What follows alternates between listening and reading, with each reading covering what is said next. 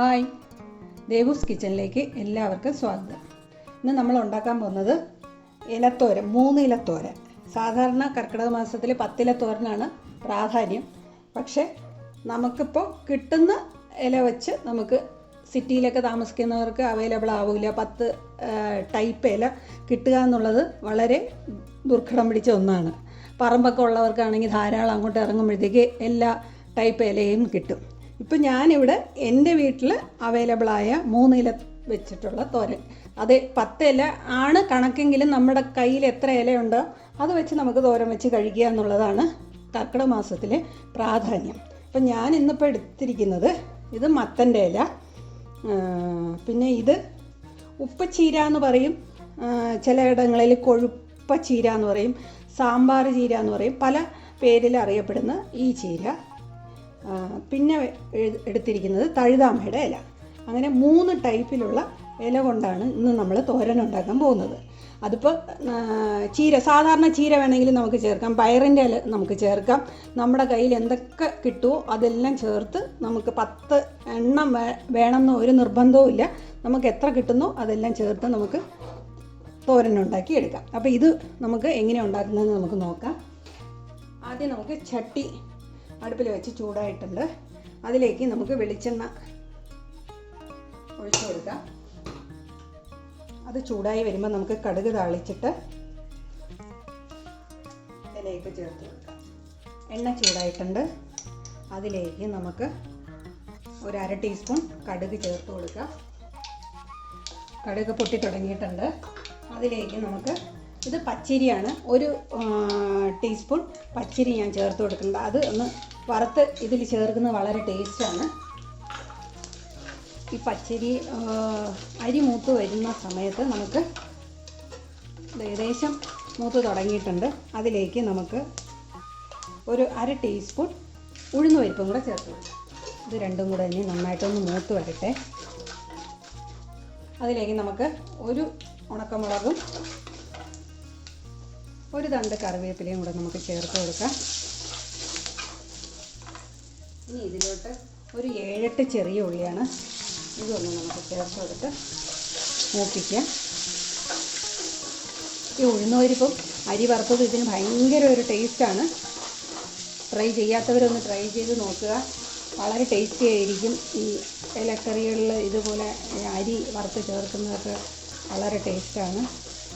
അതുപോലെ ഇത് അരി, നമ്മുടെ വാഴത്തട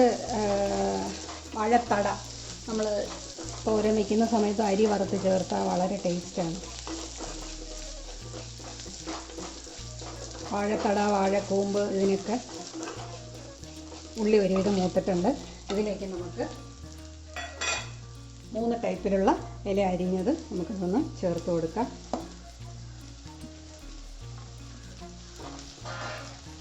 ഇതിലേക്ക് നമുക്കൊരു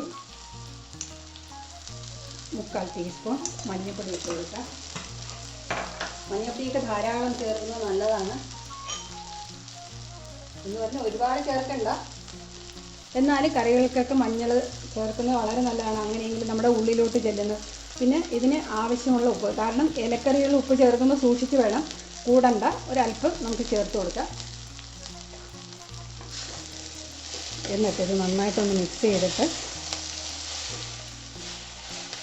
ഒരു 2 മിനിറ്റ് ഇങ്ങനെ കിടക്കട്ടെ. അപ്പോഴേക്ക് ഈ ഇലയൊക്കെ നന്നായിട്ട് വാടി വരും. വെള്ളമൊന്നും ചേർക്കണ്ട, പിന്നെ അധികം വേവൊന്നും ഇല്ലാത്തതാണ് ഇലക്കറികളിൽ. അതിന് നമ്മൾ കഴുകി എടുക്കുമ്പോൾ തന്നെ ഒരു വെള്ളത്തിൻ്റെ അംശം ഉണ്ടാവും, അത് മാത്രം മതി. ഇത് 2 മിനിറ്റ് ഇങ്ങനെ കിടക്കട്ടെ. എന്നിട്ട് നമുക്ക് തേങ്ങയും പച്ചമുളകും കൂടെ ചതച്ചത് ഇതിലോട്ട് നമുക്ക് ചേർത്ത് കൊടുക്കാം. ഇതൊരു 2-3 മിനിറ്റ് ആയിട്ടുണ്ട്. ചീരയൊക്കെ നന്നായിട്ട് വാടി വെന്ത് വന്നിട്ടുണ്ട്.